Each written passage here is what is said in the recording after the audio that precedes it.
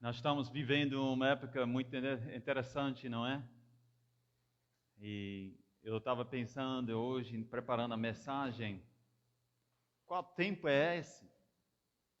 Juliana, minha filha, disse, será um dia eu vou falar para meus filhos que quando eu era jovem, a gente só vivia de máscara. Aí sabe como é, os idosos falam às vezes para nós. Aí eu lembro minha vovó falando, na minha época era mais difícil, era assim, né? Aí toda época é interessante. Mas uma pergunta eu tenho para você você está vivendo no tempo de realidade? O tempo real?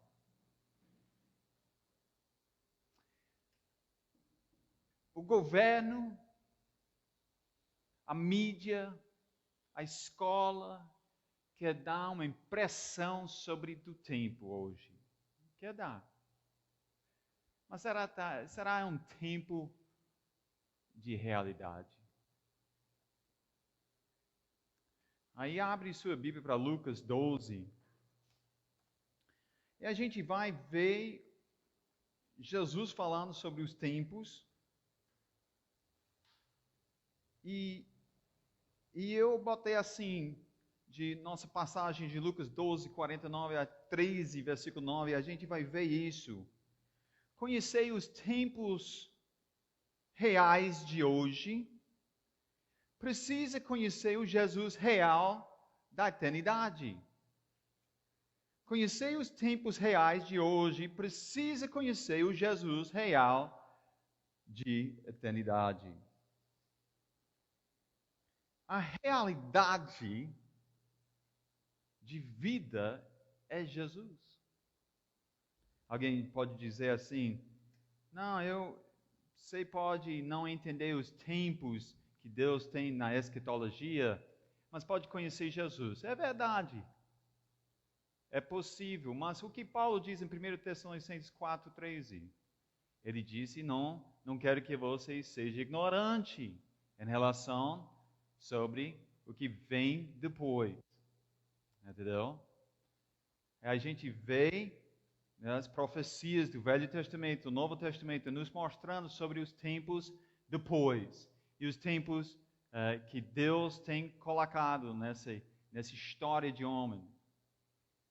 Aí Deus quer que a gente entenda esses tempos. Ele vai até repreender Israel porque não reconheceu o tempo. E nós precisamos, às vezes, ser repreendidos porque nós não reconhecemos o tempo real. Real. A realidade. Viver sem Deus não é uma realidade. A realidade tem que ter Deus no meio. De onde veio o homem? Deus. Aonde vai o homem? Deus. Qual o propósito de vida? Deus. Toda pergunta de filosofia, tudo fica na realidade de Deus. As faculdades dizem, não pode ter absoluto de qualquer coisa. Aí a pergunta para o professor é, isso foi uma absoluta? Você acabou de falar? É porque eles não estão trabalhando com Deus. Quando não trabalha com Deus, você não vive na realidade. Você vive na onda do tempo de mídia, de governo, de escola, de sua família, o que seu papai ou mamãe fala. Os tempos mudam. Eu lembro quando eu era criança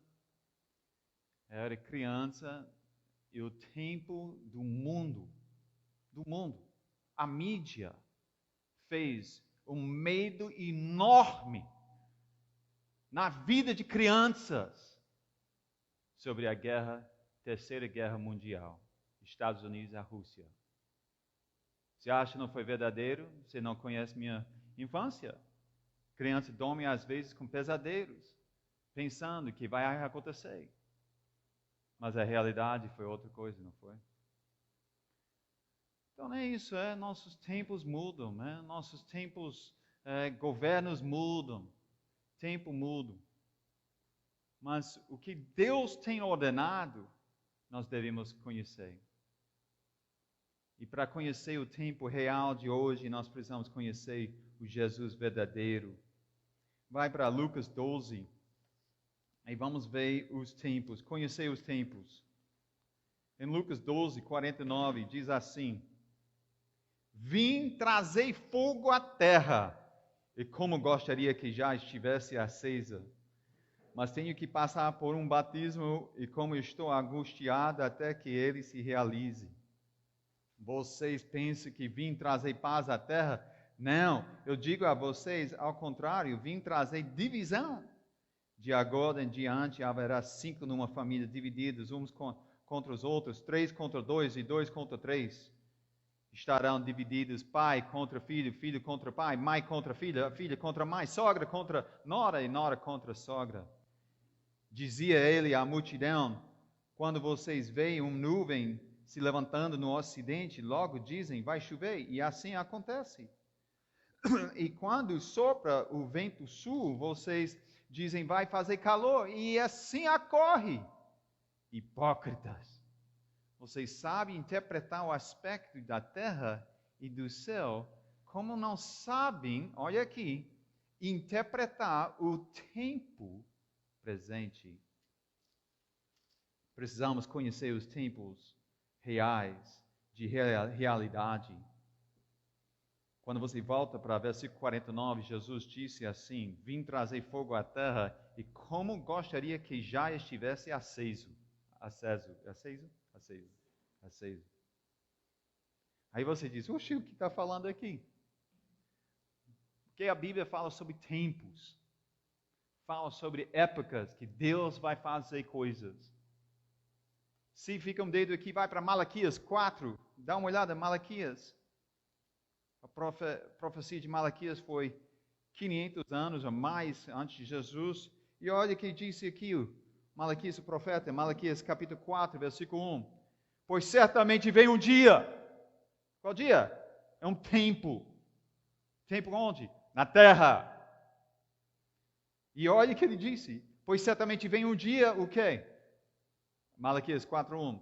Ardente como uma fornalha. Todos os arrogantes e todos os malfeitores serão como palha, e aquele dia em que está chegando, ateará fogo neles, diz o Senhor dos Exércitos. Voltando para Lucas 12:49, vim trazer fogo à terra. O que Jesus está dizendo? Jesus está dizendo que, conhece os tempos. O Velho Testamento fala sobre o dia do Senhor. E preste atenção, para um judeu o dia começa à noite, na escuridão. Aí o dia termina com luz. É isso que a gente vê nas Escrituras sobre os tempos. O dia do Senhor vai ter um dia de julgamento forte na terra, como Malaquias descreveu, ardente. E Jesus diz com fogo. E Pedro, mais tarde, fala sobre isso em 2 Pedro também. Então vai ter um tempo que o mundo vai sentir fogo. Qual fogo vai sentir? Não, tem fogo literalmente, mas também vai ter tempo de pragas. Vamos falar só rapidinho sobre os tempos. Quando a gente estuda Gênesis até Apocalipse, interpretando a Bíblia literalmente, historicamente, gramaticamente, a gente vê que Jesus vai chegar e vai punir o mundo. Vai dar uma disciplina no mundo por causa do seu pecado. A gente vê isso em várias escrituras no Velho Testamento e no Novo Testamento, especialmente em Apocalipse. Tem pessoas que têm medo de Apocalipse, não é? Não precisa ter medo, não, se conhece Jesus como seu Salvador. Mas Apocalipse realmente tem pragas que são pragas ardentes. 21 pragas. Vai ter um tempo chamado tribulação, grande tribulação. Como chama o Jacó? tem um nome, o sofrimento de Jacó? Não, tem outro nomezinho. Você lembra? Angústia, obrigado, pastor irmã. Angústia de Jacó. Esse tempo vai ser sofrimento forte. Só vou dar uma ideia. Covid matou quantas pessoas no mundial? 2.700.000. Triste. Até hoje, até agora. Triste. E já estamos 1 ano e alguns meses, 1 ano e alguns meses. Durante a grande tribulação, vai ter 7 anos. Durante esses 7 anos, Deus vai lançar 21 pragas. E uma praga, vai matar 1/3 do mundo. 2 milhões de pessoas, dividido, faz a matemática, por 7,5 bilhões. Você nem chega perto das pragas antigamente que tinha no mundo. Nem chega perto. O Covid não matou, nem chegou perto. Faz a matemática. Nem chega 1%, nem metade de 1% da população do mundo. Entendeu? Mas quando Deus manda uma praga, das 21 pragas, que tem a grande tribulação, 1/3 do mundo vai morrer. Então, se você tem, vamos supor que nós temos só 6 bilhões, mas tem mais que 6 bilhões no mundo. Né? 1/3 é o quê? 2 bilhões. 2 bilhões, vocês não entendem quantas pessoas são. Deixe-me ajudar você a entender. Se mora no Brasil, se a praga acontece e Deus decide de matar todas as Américas, tu acorda, é a única pessoa, não do Brasil, não América do Sul, mas de todas as Américas, porque todas as Américas só chegam para 1 bilhão. Entendeu? É muita gente. Aí é interessante, Jesus fala, volta para o nosso texto, Jesus disse assim, ele disse, vim trazer fogo, e como gostaria que já estivesse aceso.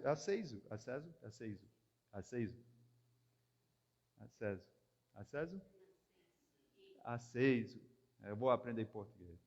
Aceso. Porque Jesus já queria, ele queria esse tempo, porque antes que chegue o dia maravilhoso do reino de paz e de mudança, a Bíblia fala em Isaías e outros textos, fala muito sobre o reino na terra de Jesus, e esse reino vai mudar a idade, a qualidade de vida, vai mudar os animais, por exemplo, o leão não vai comer a ovelha, a cobra a criança brinca com a cobra, não vai ter problema, tudo vai mudar, vai ser maravilhoso, não vai precisar trancar a porta, não vai precisar preocupar com o ladrão, vai ser maravilhoso, não vai ter nem a ideia de guerra mais, mas antes tem essa luz, tem essa treva, e Jesus sabia, aí ele queria já, ele falou assim, gostaria já de estar nesse ponto, que a primeira vinda de Jesus é uma vinda para arder as coisas e punir o mundo.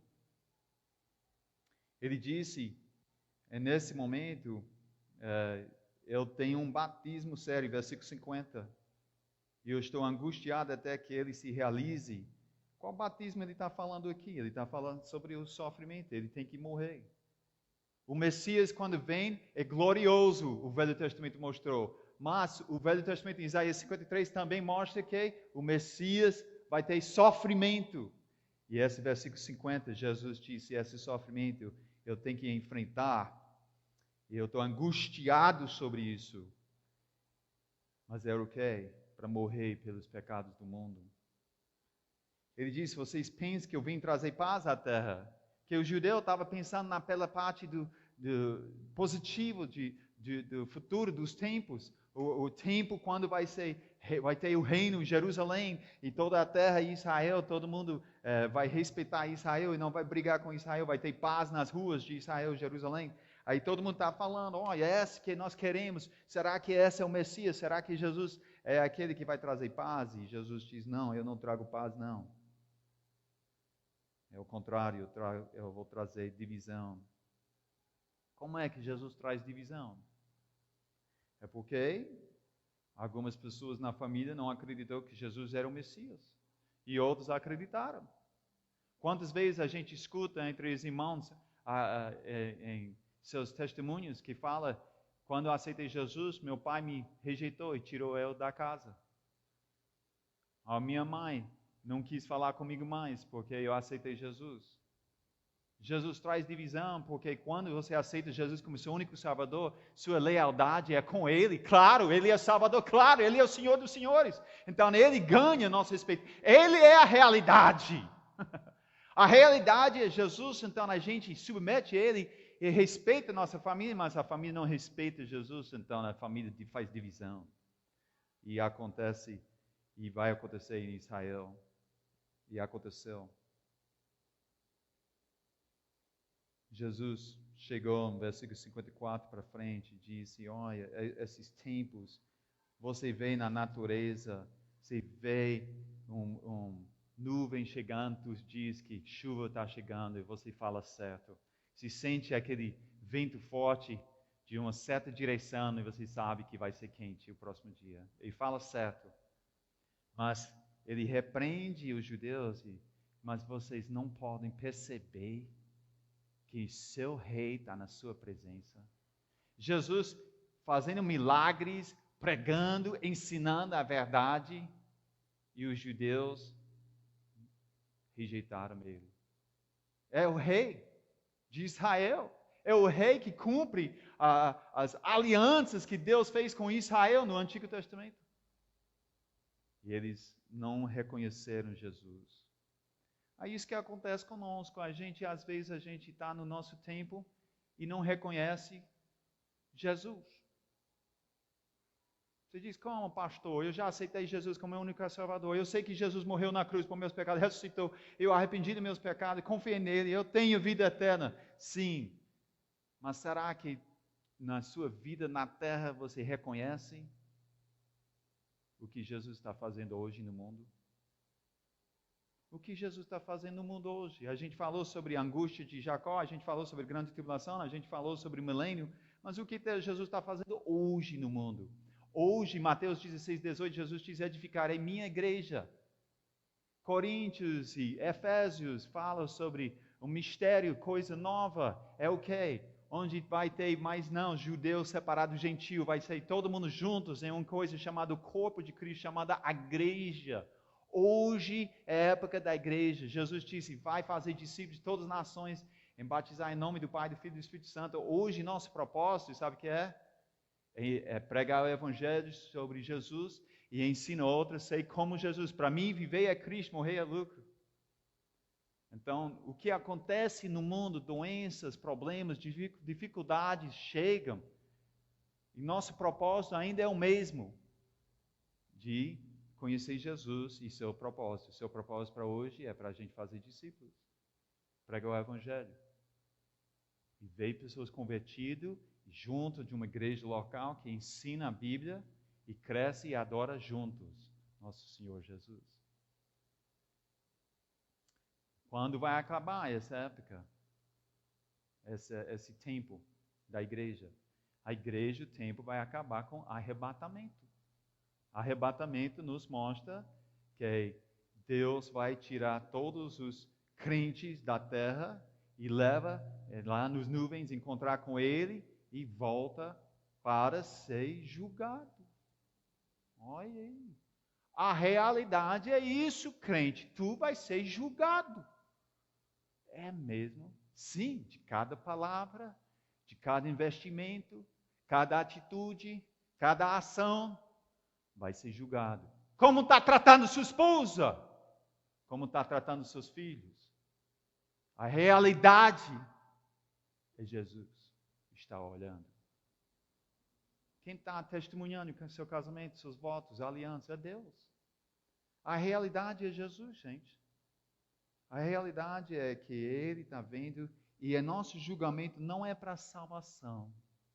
Nosso julgamento é para galadão. 1 Coríntios 3. Entendeu? A salvação, não há condenação para quem está em Jesus Cristo. A gente cantou aquela música de Romanos 8. Pense uma pregação maravilhosa que diz: quem nos separar do amor de Deus? Nada pode nos separar do amor de Deus, porque quando você está em Cristo, quando aceita Jesus como seu único Salvador, a Bíblia diz, Jesus diz, eu lhes dou a vida eterna, jamais perecerão. Então Deus não mente, podemos confiar. Ele dá a vida eterna de graça quando você aceita com toda a sua fé de coração. Naquele momento você tem mais condenação, não. Mas vai ter julgamento, de acordo com 2 Coríntios e de acordo com 1 Coríntios, julgamento de quê? Julgamento de galardão. Sobre o que você fez com sua salvação. Se fez nada com sua salvação, recebe nada lá no céu. Fez uma coisa com sua salvação, Deus vai lhe dar alguma coisa lá no céu. A realidade é isso. O cara sem Jesus, sobre a vida, sobre os tempos, é como aquele índio que não conhece o rio. E ele entra na canoa. Ele diz, o rio é bem calmo, é maravilhoso. Só que ele não está vendo, na dobra, vai ter uma queda enorme de cachoeira, fatal. Ele não entende o fim. Precisa de alguém que conhece. Gente, a realidade é nosso Senhor Jesus. A realidade é que nós podemos interpretar o clima. Nós podemos ver as coisas no mundo e dizer, ei, vai ser quente hoje, vai ser chuva. Mas a gente não percebe a coisa mais importante que é as coisas de Deus. Como Deus está envolvido no mundo hoje. Então, precisa conhecer Jesus. Conhece os tempos reais e precisa conhecer o Deus verdadeiro, o Rei dos Reis, Jesus, o Rei. Vai dar uma olhada em capítulo 12, Lucas 12, versículo 57, e olha o que diz.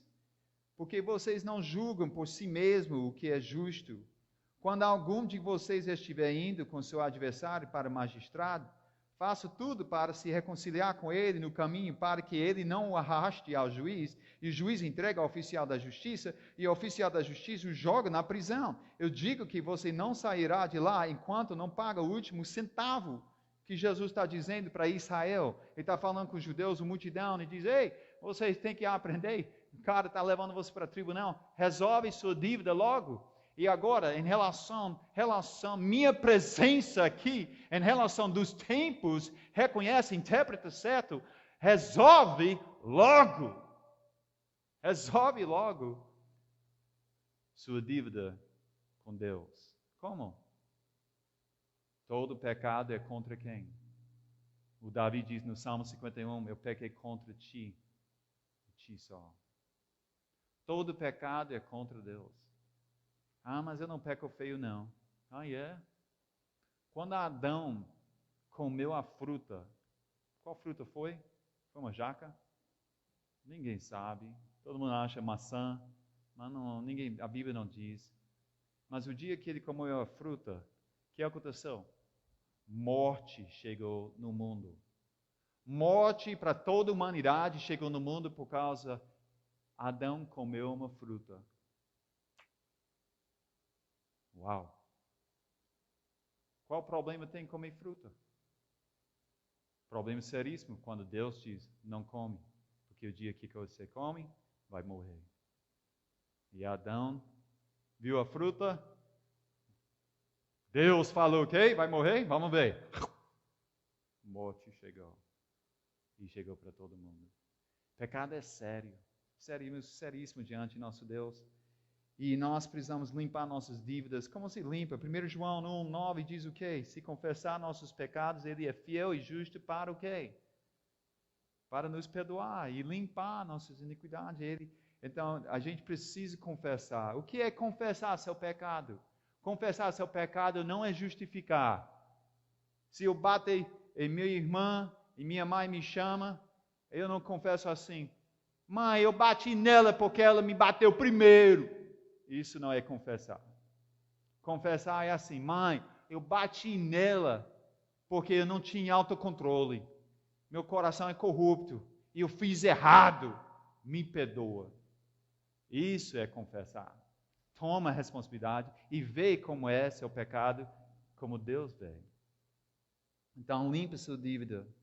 E a coisa boa, maravilhosa é que Deus limpa, Ele perdoa de toda iniquidade. É uma limpeza maravilhosa. Eu já vi pessoas com problemas de saúde, e sabe qual é? É porque eles ainda carregam a culpa dos seus pecados. Em vez de confessar e resolver sua dívida com Deus, eles justificam porque eles vivem daquele jeito. Já pensou? Jesus diz, ei, para conhecer o Deus verdadeiro e sobre o tempo, o que está acontecendo e vai acontecer no mundo, vocês precisam limpar suas dívidas. Capítulo 13, versículo 1 a 5, interessante, ele diz, naquela ocasião, alguns dos que estavam presentes contaram a Jesus que Pilatos misturava o sangue de alguns galileus com os sacrifícios deles. Jesus respondeu, vocês pensam que esses galileus eram mais pecadores que todos os outros, por terem sofrido dessa maneira? Eu digo que não, mas se não se arrependerem, todos vocês também perecerão. Ou vocês pensam que aqueles 18 que morreram quando caiu sobre eles a torre de Siloé era mais culpado que todos os outros habitantes de Jerusalém? Eu digo que não, mas se não se arrependeram, todos vocês também perecerão. O que aconteceu aqui? O grupo diz, olha, vocês sabem que Pilatos, quem era Pilatos? Pilatos era o responsável, Pilatos, obrigado, Pilatos. Pilotos é outra coisa, né, pai? Pilatos era governador romano, responsável para a área. A Bíblia, a gente vê, Jesus foi na frente dele, lembra? E ele foi condenar Jesus. Mas Pilatos, pela história, fez muita coisa cruel contra Israel. Cruel mesmo. E aqui a gente está vendo. E algumas pessoas acharam, não, esses galileus sofreram porque eles são muito maus. E Jesus disse, não, senhor. Esses galileus não sofreram muito mais mal do que você, não. E eu vou dizer outra coisa, se não arrepender, você vai perecer. E aquela torre que caiu, 18 pessoas receberam as pedras em cima, morreram. Aquele 18 é pior do que os outros habitantes de Jerusalém? Jesus está dizendo, não, todos são pecadores, todo humano tem coisas ruins que acontecem. Mas o que vem nos tempos eternos é inferno e você precisa arrepender. Jesus na presença deles e eles não reconheceram o Salvador e Jesus está deixando bem claro, ei, vocês são maus e precisa limpar suas dívidas e precisa arrepender dos seus pecados. Depois, capítulo 13, versículos 6 a 9. Para conhecer Jesus verdadeiramente, nós precisamos limpar nossas dívidas, nossos pecados, precisamos arrepender e precisamos manifestar fruta. Olha aqui em versículos 6 a 9. Então contou esta parábola. Um homem tinha uma figura plantada em sua vinha. Foi procurar fruta nela e não achou nenhum. Por isso disse ao que cuidava da vinha, já faz 3 anos que venho procurar fruto nesta figueira e não acho. Corte-a, porque deixa-la inutilizar a terra. Respondeu o homem, Senhor, deixa-a por mais um ano, e eu cavarei ao redor dela e a adubarei. Se der fruto no ano que vem, muito bem, se não, corte-a. O que Jesus está dizendo para Israel, Israel, eu queria ver fruto de justiça, fruto que mostra que vocês são meus seguidores, que realmente ama a palavra e ama eu. Aí eu chego e não vejo. Eu chego e não vejo. Eu chego e não vejo. E vamos sacudir. E ver mais uma vez. Isso que Deus está nos mostrando. O crente tem que mostrar fruta. O crente tem que mostrar que ele é um servo verdadeiramente do Rei. Como eu posso manifestar fruta? Bem, João 15 diz que eu tenho que permanecer em Cristo, mas vai rapidinho em Filipenses. Em Filipenses capítulo 1, interessante, né? Estava fazendo um estudo essa semana, e esse estudo foi em Filipenses, e pensei, fantástico isso. Para manifestar fruta da justiça de Jesus Cristo, claro, nós temos que ter um relacionamento certo com Jesus, temos que conhecer Ele verdadeiramente, temos que limpar nossas dívidas, arrepender nossos pecados, confia nele. Lucas Costa fala isso, arrepende-se, arrepende-se. A gente tem que confiar somente em Cristo. Mas quando você faz isso, é bom você começar a fazer uma oração como Paulo. Olha Filipenses capítulo 1, versículo 9. Esta é minha oração. Qual é a sua oração, Paulo? Olha o que ele fala. Que o amor de vocês aumente cada vez mais em conhecimento e em toda a percepção, para discernirem o que é melhor, a fim de serem puros e irrepreensíveis até o dia de Cristo. Conhece os tempos? Cheios de o quê? Do fruto da justiça. Fruto que vem de onde?